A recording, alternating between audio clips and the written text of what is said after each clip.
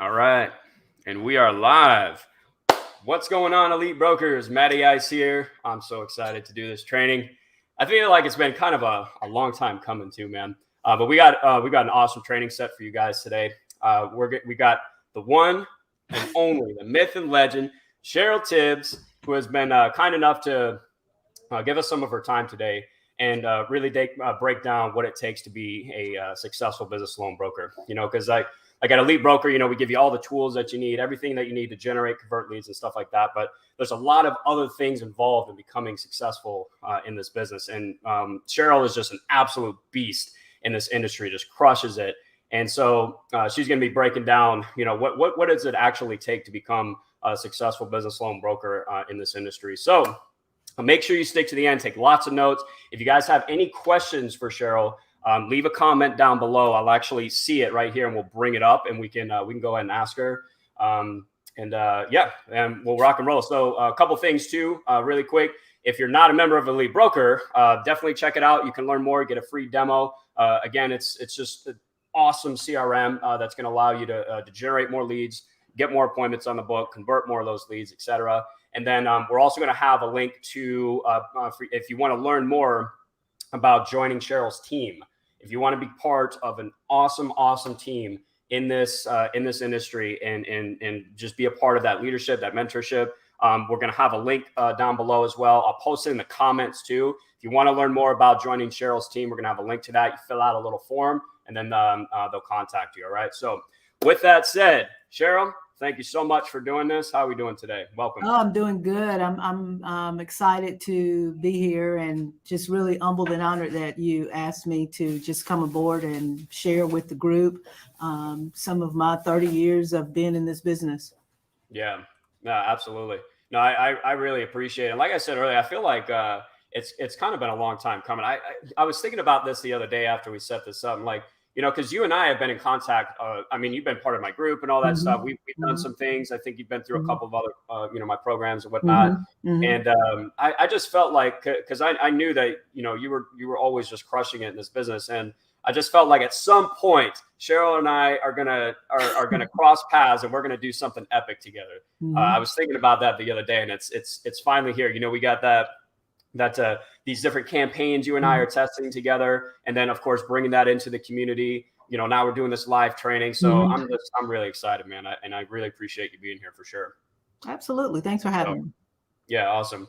All right, cool. Well, let's dive into this. We got just a couple of bullet points that I'd like to go through that I think would be really helpful for everybody. But just really quick, and of course, I'm really curious about this too. Walk me through. So you know, how long you've been in the industry, and give us a quick background on how you got started. What kind of led you into the industry, and we'll go from there. Okay, sure. I've been in this space since I'm going to say a kid. At 12 years old, I knew I wanted to be a business finance broker. Wow, that's early, man. Yeah, I'd you wanted seen early on. I love it. Advertisements in Entrepreneur magazine to buy money in the box kit, and I had my mom order that for me at 12, and just taught myself until I graduated from high school. And so coming out of a couple of years of college, I got in the mortgage business. So I was in the mortgage business, stayed in the mortgage business a little over 20 years. I was a real estate investor. I had a mortgage school in Tucker, Georgia. I had a really large mortgage processing company out in Tucker and also up in Norcross. So like most of the business finance brokers that are in this industry, my start was in the mortgage business. 2006, 2007, when the big bubble was about to happen, cancer happened for me the first time. Wow. So I took maybe 2-3 year hiatus from the industry. When I got well and got ready to get back into the flow of things, I wanted to do something different. I didn't want to do residential real estate. And at that time, the cheese had moved for residential real estate. All of the new regulation had come out where we could make 10, 11, 12 points on a mortgage deal. I understand that was down to maybe 1 or 2.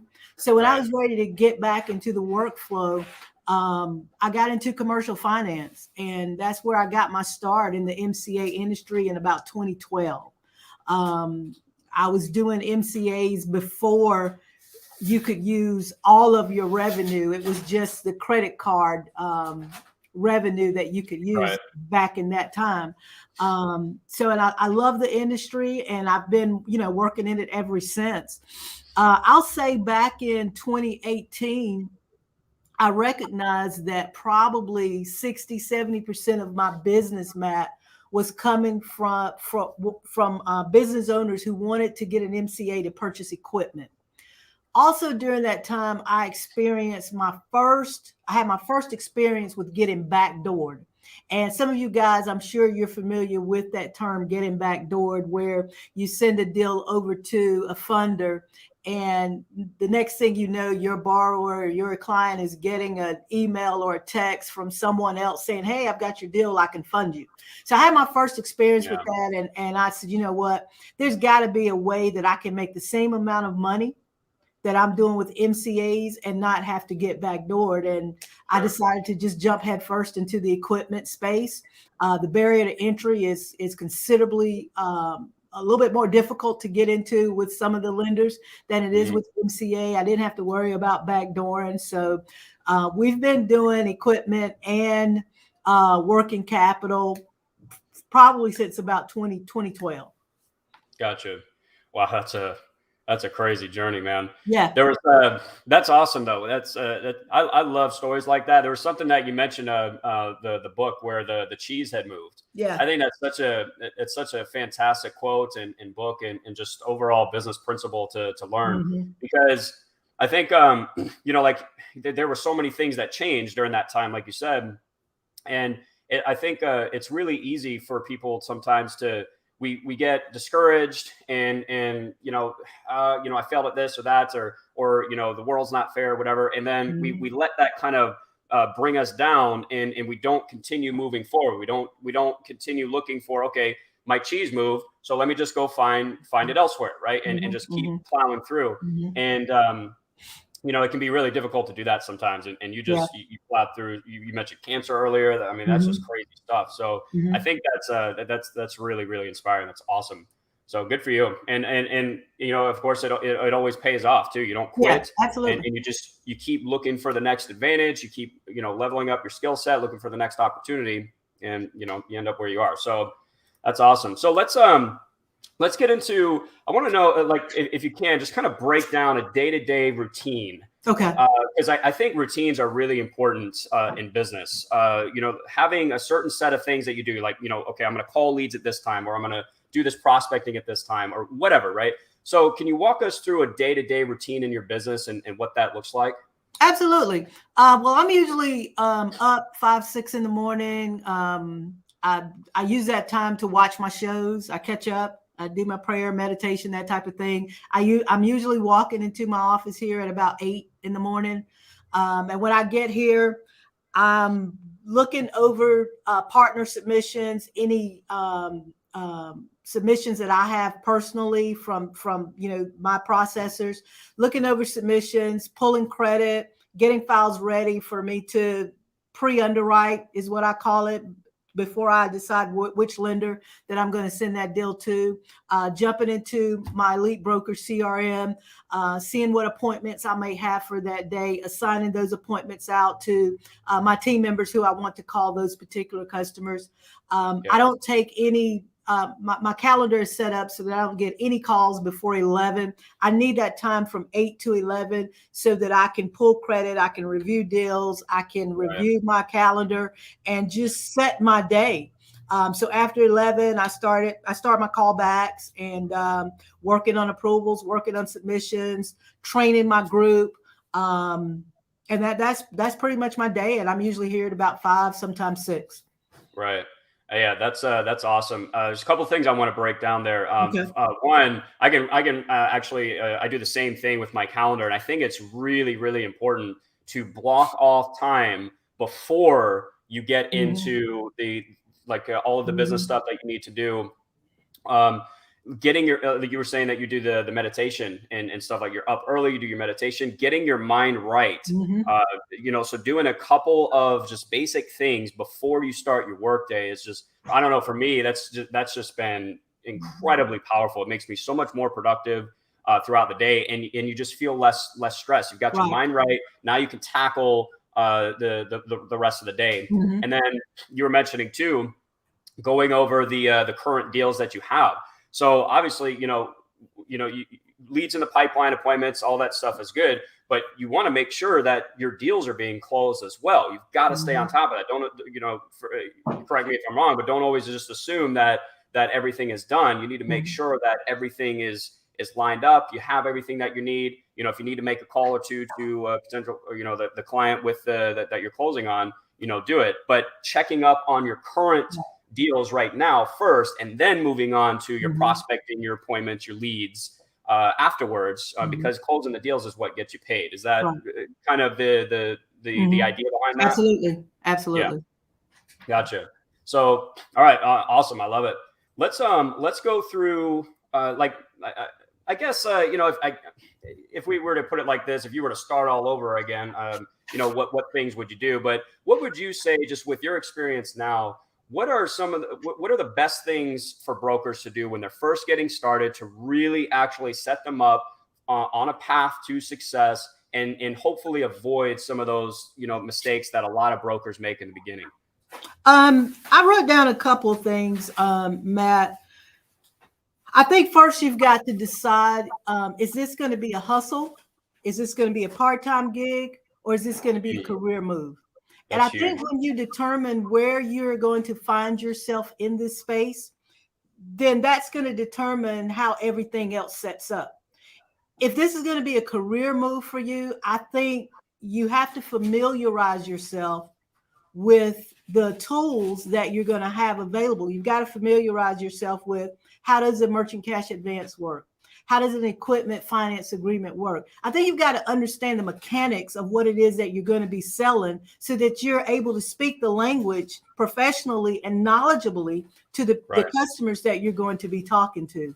So to answer your question, the best thing to do for a new person getting started, become familiar with the processes.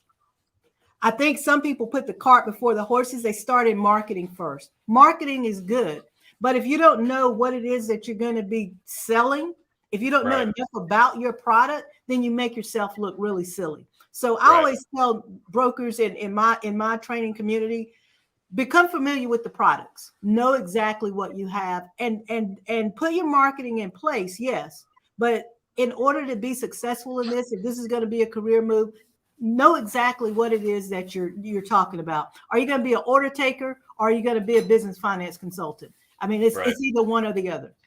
That's huge, man. That's huge.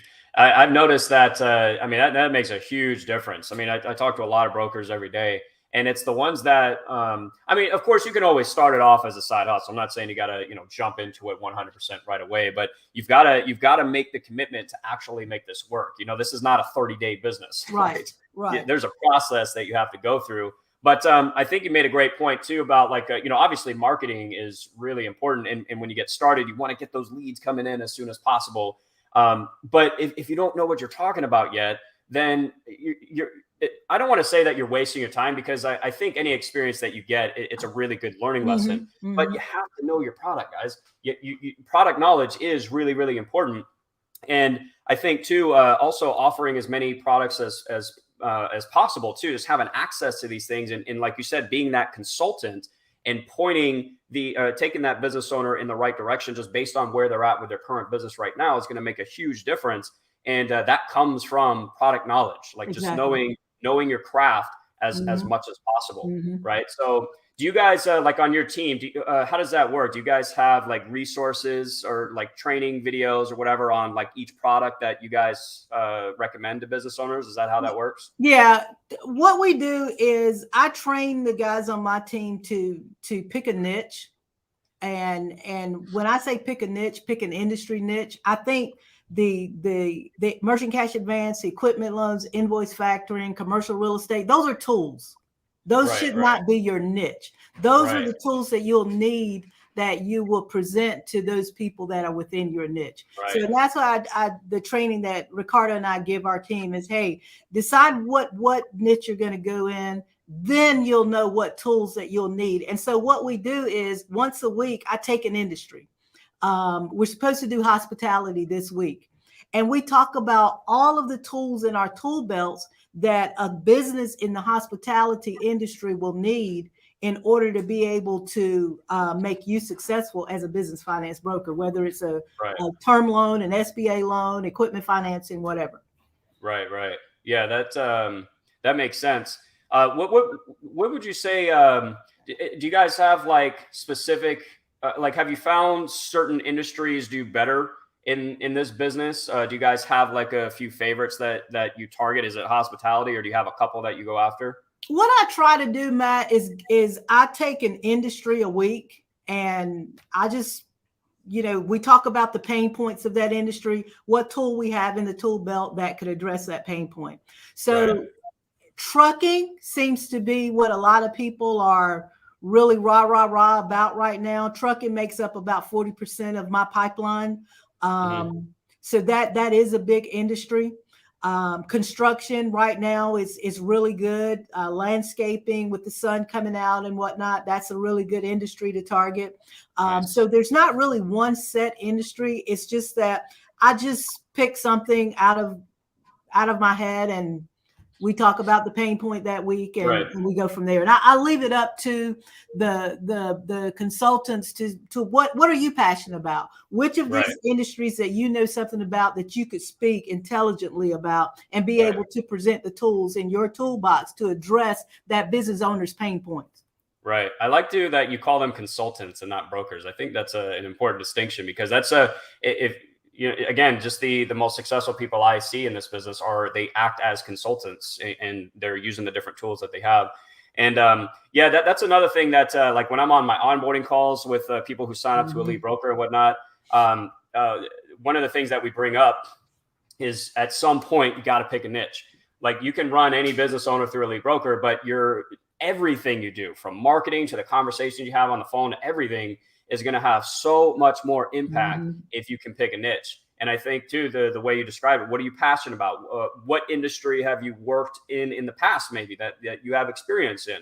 I have a buddy that he used to sell semi trucks, and now he's on the lending side of it. So it just went perfect that he goes after, he's in the trucking industry offering business loans because he speaks that language, right? So that's really important, guys. When you're especially when you're getting started, try to narrow down a specific niche. And would you agree, Cheryl, like, one isn't necessarily really better than another? There's a lot of different opportunities. There are plenty of opportunities in every niche. It really just comes down to, like what you said, what are you passionate about, interest, experience in? Would you agree with that? Yeah. What resonates with you? I mean, if you come from, like you said, the trucking field, you can speak that language. Right. And there's a lot of opportunity that we have as business finance consultants that we could offer someone that's in the trucking industry. Right. Yeah, that makes sense. Yeah. So pick a niche, guys. That's an incredibly important thing to do, because in 3 to 6 months time, I mean, you could completely dominate that industry. Absolutely. Absolutely. You're going to have a lot more in your pipeline, just that one thing, picking that niche. And I had one of my guys, I gave them I posted a list in our Facebook community of different types of commercial trucks that we could finance we could offer equipment financing for. And one of those trucks was a digger truck. I've never in my life heard of a digger truck, and I still don't know what a digger truck is. But Matt, somebody's financing them. Why not you? Right. Yeah, 100%. I agree. Yeah, and that comes down to knowing your craft, but also your industry. So when you pick that niche, dude, dive into it, man. Learn that language. One of the ways that I tell people to do that, just Google, find like if you pick construction or trucking, for example, Google every trucking blog that you can find and just start reading everything, man. Just consume as much video content, whatever, and really start to learn, what are the main pain points? What are the typical things that these people finance or need financing for, et cetera? And you're going to crush it, man. 100%. So good stuff. Let's move on to the actual nitty gritty stuff, actually making the calls, talking to business owners. I think sometimes people, especially when they're getting started, they get a little nervous about this part when you actually you start making your calls. So if you can, give us a few tips for, one, I guess, developing that discipline to make your calls, because you make money when you make your calls, period. Right. And then maybe some tips for, I don't know, maybe when you first get on the call, or just setting the framework and the dynamic of the conversation. Walk us through, what does it look like for you and your team when you're making calls every day, and what do those conversations look like? Again, I made a few notes on that. I think, having come from a call center background, I've spent a lot of time, with call centers. Be yourself. Lots of times we get on the phone and, we want to be this ultra professional. Right. I connect with people when I'm on the phone with customers because I'm Cheryl. I'm not Cheryl, the business consultant. I'm just me. Right. Listen more than you talk, because if you listen and you allow that business owner to talk, then you'll be able to identify their pain points. And solving those pain points is our job. That's what we want to do. We want to get to hear those pain points and address those pain points. How can our money fix those pain points? Money fixes a lot of things, and it definitely can fix pain points. So listen, take notes, and be conversational. We've used this example. If someone was, I don't know, I'll say Indianapolis Colts now. The guy says that he's from Indianapolis. Oh, well, I see you guys got Matt Ryan now. I mean, just conversation. Don't make it all business. Just be conversational, because here's one thing that I do know. A business owner is going to buy you before they buy anything that you're selling them, whether 100%. It's financing, or whether it's a bottle of water. If they like you, and even if they don't need this bottle of water, they're going to buy that bottle of water from you. Right. And if they're not going to get it from you, then they'll give you referrals of someone. If they don't need it, referrals of someone else, because they bought you, they like you. So Be yourself, listen, connect, take plenty of notes, and be conversational. Nice. It's funny you bring that up. Did you watch that show, Equipping the Dream, from DeBank? Yes, I did. I did. Great show. I actually have it. There's a tab for it inside of EliteBroker now, and that was one of the things that I think his name was Thomas. That Josh was kind of hammering him about, is stop trying to be so professional. Right. Just chill, man. Just chill. Just have a conversation. That's it. You don't have to be extremely professional. And actually, sometimes I don't know, maybe most of the time that actually works against you, because it seems like you're trying just way too hard to accommodate. They hear that every day. Yeah. They hear that all the time. Hey, could I speak to the business owner?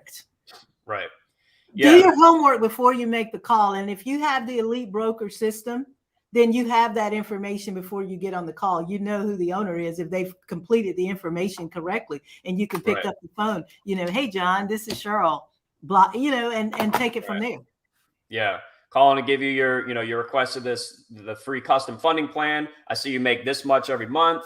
I see you've been in business this long, whatever. Right. So that's really powerful stuff. Let me ask you, what would you say, what's your mindset like when, right before you make that call? Like what's, when you're about to pick up the phone and dial, what's going through your mind about that call?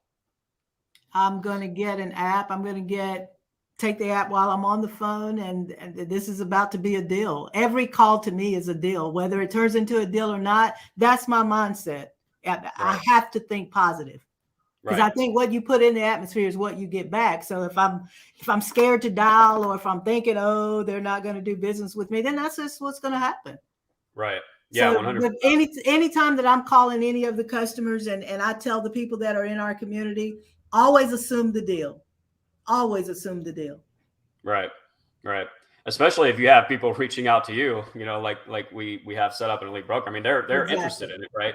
Yeah. I think that that mindset, it really makes a huge difference in because, like you said, these people get, business owners get blown up all the time with calls. They can hear BS. They can hear when you're not confident, whatever. And having just a basic mindset routine of like, okay, put yourself into this mindset before you make the call. And as long as it makes you more, confident on the phone, you put you in a positive mindset. I really think that makes a difference. And then also, coming from the point, again, just kind of what you said previously about being the consultant, not necessarily trying to sell anything. You're reaching out to this business owner to get them help, right? So I'm gonna like you said, I'm gonna confirm the information they gave me. I'm gonna listen to their pain points, and I'm just gonna put a plan in place, and of course assume the deal. So I think that's really important as well, is making sure you have the right mindset before you start making those calls, and having a plan for how that call is going to go. So with that said, before we move on really quick, do you guys have like a call structure that you follow? So you have like an intro, and then, once you reach this point, now we're in the qualification stage or whatever. Like, do you have anything like that? No, we don't have anything like that in place. Ricardo with Highland Capital, he's my partner in crime with my group. He does a lot of the training with the group members on cold calling. He's a cold calling beast. So he handles most of that. I'm typically not on those calls. That's usually what he does. Right. Gotcha. No, awesome. Well, and again, like you mentioned earlier, more like if you just stick to the idea of let's just have a conversation with this person. Don't be over professional. You're going to do good. So awesome. All right. Let's talk about some of the biggest obstacles that people face in this business, how they overcome them. Obviously, I mean, you've got an incredible background and story in this industry. So what do you think are usually the biggest obstacles that people face in this business that discourages them and actually ends up making them, quit, move on to something else? What are those obstacles, and what would you say are some things to get around that or overcome them so they stick with this, so that they end up reaching the goals that they have when they started this? Well, in my Facebook community, the biggest thing that I've seen when new business consultants come in, they're trying to be too many things. They're just trying to do too many things. They're trying to learn too many things at one time. It drives me nuts when I see a business card that has 20 different things that you do on it. I think you can't be a master of anything if you're trying to master all of this stuff. So right. I tell the business brokers, look, just stop. Let's learn this. Let's become masterful at this. And then network with those other professionals who know how to do these other things. Is not that you can't offer those things to your customer because you're busy trying to learn. I'm trying to learn MCAs. I'm trying to learn equipment. I'm trying to learn invoice factoring. I'm trying to learn how to do ERC. I'm trying to learn how to do commercial. Stop.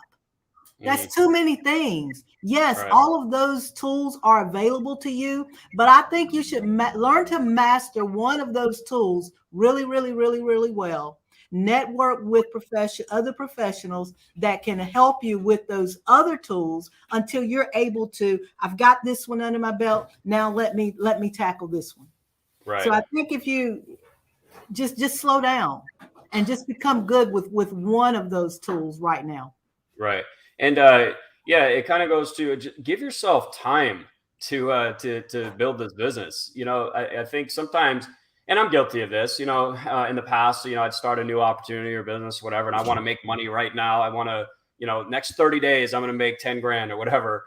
And, maybe you do, maybe you're not. I just feel like that's the wrong way to think about it. And it kind of sets you up for failure. You need to give yourself time to learn your craft. And if you just stick with it, it's 100% worth it. Absolutely. And I tell people the same thing when it comes to using EliteBroker. And like when we start going through the lead generation and marketing systems that you can implement, pick one at a time. Do not try to do everything at once. Master one, then move on to the next, period. Like otherwise you're stressed, you're overwhelmed, and you feel like you're not making progress. When you like in what you were talking about, when you learn invoice factoring, okay, you know everything you need to know about that. That's progress. And there was something I can't remember who I heard it from, Tony Robbins or whatever. The greatest motivator in the world is progress. When you know you're and can see that you're making progress, you're going to stick with it that much longer. You're just going to keep going. So I think that's an important point, guys. One thing at a time, and give yourself permission to go through a learning curve. Stop thinking about the next 30 days. Think about 6 months, 12 months. Where am I going to be in 2 years? Because I promise you, you learn this business. I mean, it's a great business, Cheryl. Am I wrong? I mean, you can do You're really absolutely right. well, right? And the lending and funding, it's not going anywhere. Business owners are always going to need the loans and the credit. So you just got to stick with it, one thing at a time. And eventually, 6 months from now, you're an expert at it. You're in the top 10% at that point. So, and I tell brokers, I tell business consultants, Matt, it doesn't mean that you can't offer your customer these other things. But if the customer comes to you and you're talking about equipment and they don't really need, equipment right now, their need is for working capital, address working capital at that time, I think. And again, just give yourself time to learn these. Don't throw all this stuff out at one time. Saw a Facebook ad as I was scrolling the other day. The marketer was offering equipment financing for I think it was some yellow iron equipment. But then when I clicked it, the ad was for, I can get you working capital anywhere from 2,000 to however many thousand. You lost me. I'm looking for equipment. While you may offer this is what I'm looking for right now. I'm looking for, you said you could get me equipment financing with 0 down. That's what the ad initially said. So just be consistent, and it's okay not to let a company know that you offer all this stuff right away. It doesn't mean that you can't give it to them, but focus on what you can learn about right now, and then use the other stuff as needed. Right, 100%. I think that too goes back to listening. What are they telling you that you need? Or that they need? So if they're telling you that they need this, why would you start talking about this? Right. Stick with this, right? Being consistent. So that brings up another question that I have. I guess also kind of going back to your team a little bit. Obviously, people getting started, there's a learning curve, but we do want to make money. So and because of that learning curve, let's say you get somebody on the phone, equipment financing, you're an expert in that, but it somehow in the conversation, it transitions to, okay, no, actually I need an MCA, but you don't know anything about MCAs. How do you handle something like that? Because obviously we don't want to lose the deal, but it's hard to sell that if you don't know it. So do you pass that on to a mentor, to a team partner? How does that process work? I think it's okay to let the customer know, hey, Matt, I understand, after talking to you, I see that you need a different product than what I offer right now. I do have a colleague that has this product. Let me confer with him. And can we give you a call back? Let's say if I reach him in an hour, I give you a call back in an hour, and maybe we can do a conference call and he can explain that product to you a little better so that you understand it. It's okay to say that you don't know. That's awesome. And you're bringing on someone who does. That's money, man. Again, people can smell BS a mile away. If you try and sit here, be an expert in something that you're not, just because you want to close the deal, you're going to lose the deal, right? Simply admitting that, I'm not too familiar with that product, but I do have somebody in my network that does. Let me connect to you, blah, blah, blah, like what you were mentioning. I think that's huge. Another thing I think that gets people too, because you said, so you guys try and take applications over the phone, right? That's what you guys do. So obviously you need some pretty personal information in order to do that. Social security number is a big one. And I think a lot of people, especially if you're getting started, you're nervous about asking for the social security number. They can hear that. So now they're not sure. How do you guys handle stuff like that?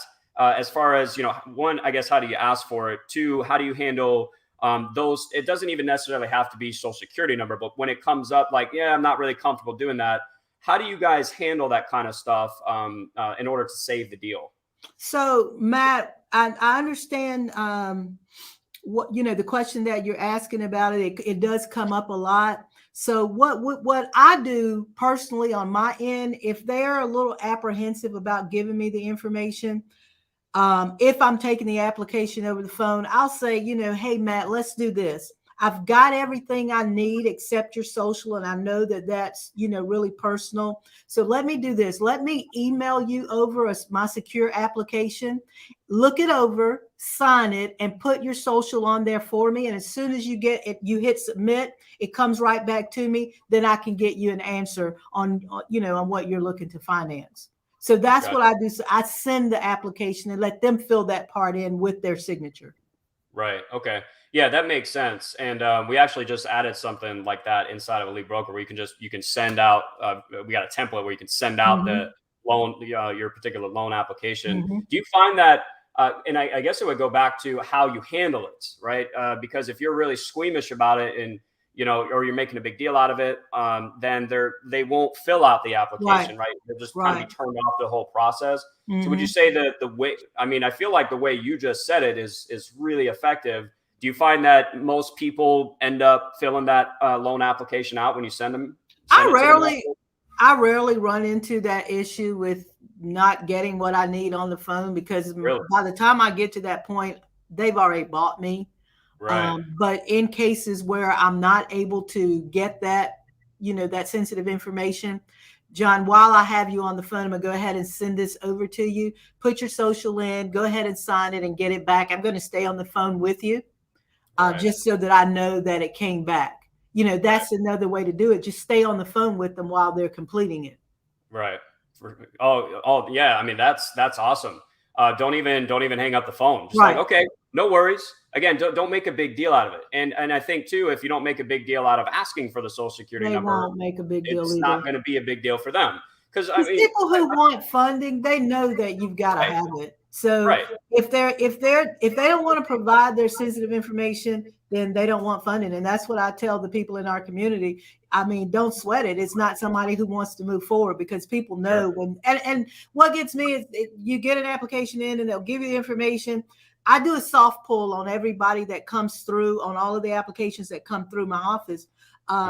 It's frozen. And I have to call the business, because listen, dude's credit is frozen. How can he want to do business and get money if his credit is frozen? Please give him a call and tell him to unfreeze his Experian. So we run into that a lot. That's interesting. Yeah.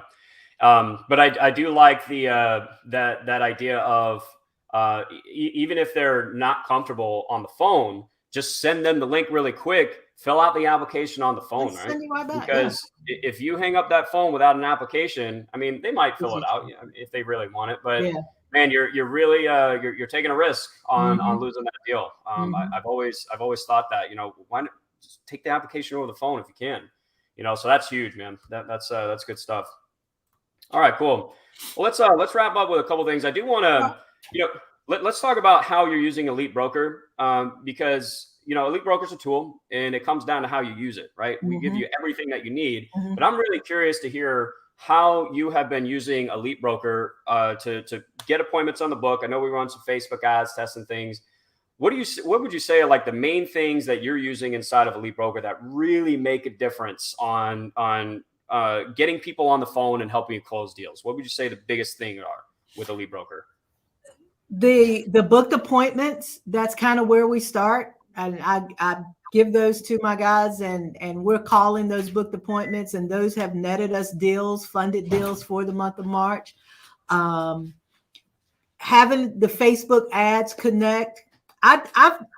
When I first got the EliteBroker, I bought what do you call them? UCC list. I bought lists and I dropped them in there. I didn't have a whole lot of success with that. My success came with the equipment funnel that we did, and we connected the Facebook ads to that. That was everything. Right. I think we're up to almost 200 leads that we were able to capture from Facebook in that month's time. People that opted in for a survey, we're emailing those people, because most of those people didn't leave a phone number. So we're emailing those people. People who did do the survey but didn't set an appointment, we've reached out to those people and say, hey, you know, we saw that you requested a customized funding plan. Can we set an appointment to, you know, get you what you need? So we're using every aspect of EliteBroker, and I can't imagine my business without it. That's awesome. That's what I like to hear. What would you say, just real quick, because there's a lot of different ways to get people in your pipeline and generate leads. How are the conversations? Like, obviously you're gonna have some people pick up the phone and not. That just is what it is. But utilizing something like a Facebook ad and the funnels that we give you in EliteBroker and stuff. Talk to me a little bit about the dynamic of the conversation. When you get these people on the phone, what's happening? Do they know who you are? Is it a good conversation? Are they resistant? Walk me through a little bit about how your experience with that has been. Yeah, I mean, they're hot leads. I mean, these people actually filled out a form. They took the time to look at the calendar and they set an appointment because they want to buy a truck. They want to buy an excavator. They want to buy a skid steer. They need capital. They don't want equipment. We saw that, but we really would prefer the cash. They filled out the form to set an appointment for me or someone on my team to give them a call. So they're expecting us to call. Right. So the conversation is easier. It's much easier than talking to somebody that's never seen our ads or anything. Right. Yeah. A lot easier than cold calling. Absolutely. Do you find that are a lot of people qualified, or do you have to work with them a little bit? Some of them we've had to work with. And that's what I love about being a broker, especially in the equipment space. We've got subprime products and we've got bank prime products. So we can pretty much find, if they've got down payment, we can pretty much find a home for most of the equipment deals that come through. But I haven't seen too many subprime deals. Ironically enough, I know when we were doing MCA leads back in the day from Facebook, we would get a lot of people that had just garbage credit. I haven't really seen that garbage credit with some of the equipment deals that we have been able to pull from the leads that we're getting. But I mean, we're able to pretty much help most of these people. And those that we can't, we put them in credit repair. Gotcha. Yeah, I think that comes down to, like you were mentioning earlier, having an arsenal of tools at your disposal. Lots of different types of loan products, just because you don't know what they're going to be qualified for. You don't know what their credit score is or their monthly revenue is, right? So having, like you said, those bank level loans and then the subprime loans and then the ones in the middle, as well as credit repair, right? Which we're putting into EliteBroker soon. All of that stuff ends up leading to the deal eventually, right? Even if you have to take them through credit repair a little bit. So yeah, good stuff. All right, cool. Last thing, we'll just wrap up with this. Okay. I guess just some final tips on, if you could put like a 3 to 5, 2, 3, 4 step roadmap to success in this business. What would that look like for you? And it's interesting that you asked that question. We do monthly contests in my Facebook community. And so we're giving away money in April, and I'm challenging the group to hit 20,000 in commission. So yesterday, Ricardo and I sat down and we came up with the top 10 list to hit 20,000 in commission. So if you will, won't take me but a couple minutes. Number 1, select your niche industry. Number 2, select your sub niche from that niche industry. Number 3, become familiar with the funding tools at your disposal needed to address the pain points of that sub niche. Number 4, create a community Facebook fan page for those sub niches. Number 5, select your marketing channel. Social media, cold calling, cold emailing, establish vendor relationships, establish professional referral partnerships, attend networking opportunities. I'm big with the chamber. The chamber sends me business, meetups, alignable, door-to-door to actually meet business owners. Number 6, and this is huge, determine and execute a way to organize your leads and deal flow with that marketing that you select. And this is where EliteBroker comes into play. Number 7, pre-qualify your prospect for the various funding tools. One of the things that we give to people in our Facebook community, we give you lender guidelines so you know what the heck you're talking about when you're talking to a customer. Number 8, submit a pre-qualified prospect to us for approval. Number 9, sell the return on investment approval to your approved client. Number 10, ask for referrals. Send them your Google My Biz review link and rinse and repeat. Holy smokes. Man, you guys got it mapped out. I was expecting a couple things, basic stuff here and there. You actually have an entire roadmap for your team. That's incredible, man. Holy smokes. I hope you guys are taking notes on that. And you 100% need to join this team. I'm going to I'm going to pull up your link here again. Again, I have this in the comments, guys. If you're watching the recording, I'm going to have it in the description. If you want to learn more about joining Cheryl's team and getting access to that type of roadmap, all those lender guidelines as well, I think that's huge. Just mapping everything out that you need. Holy crap, man. That's really good stuff. Because at the end of the day, why try and reinvent the wheel? Why try to do this bit? I mean, I don't know. Correct me if I'm wrong, Cheryl. You can't really do any business on your own. You've got to, why try to reinvent the wheel when somebody already has the proven process for you right now? Exactly. All you got to do is connect with that team and follow the process, right? Just plug in. I'm happy to. I've got this in a PDF. I can drop it into our Elite Broker group if you'd like me to. These 10 steps. I mean, they work for anybody, whether you're on my team or whether you're on, whatever. Awesome, man. That's fantastic. Well, Cheryl, I really appreciate it. We're at the 45-minute mark, so we'll go ahead and wrap this up. I know you're busy. You got to get back to it. So I guess, final tips, any final things that you want to share with our audience? Just do it. Gregory wants to know an example of a niche with a sub niche. Healthcare is a niche. Plastic surgeon is a sub niche. So that's what I'm meaning by niche versus sub niche. I mean, the niche is broad. The sub niche is where you're going to find your money. So just do it, get help, and hey, get Elite Broker. That's right, man. Yeah, connect with Cheryl, sign up for Elite Broker. I mean, you're gonna have everything you need at that point. So, all right, guys. Well, I hope this was helpful. I actually learned a ton as well. That was just awesome, Cheryl. So really appreciate it. Hopefully, we can do some more stuff in the future. Can't wait to hear about your continued success. Using Elite Broker and just in business in general, of course. So reach out to Cheryl, guys. Get on one of the best team in the industry without a doubt. So if you guys have any questions, leave a comment down below. Make sure you join the Facebook group. We'll have the links in the description. You can check that out. And keep crushing it. We'll talk to you guys in the next one. Thank you so much, Cheryl. Thank you. All right. Enjoy. Bye.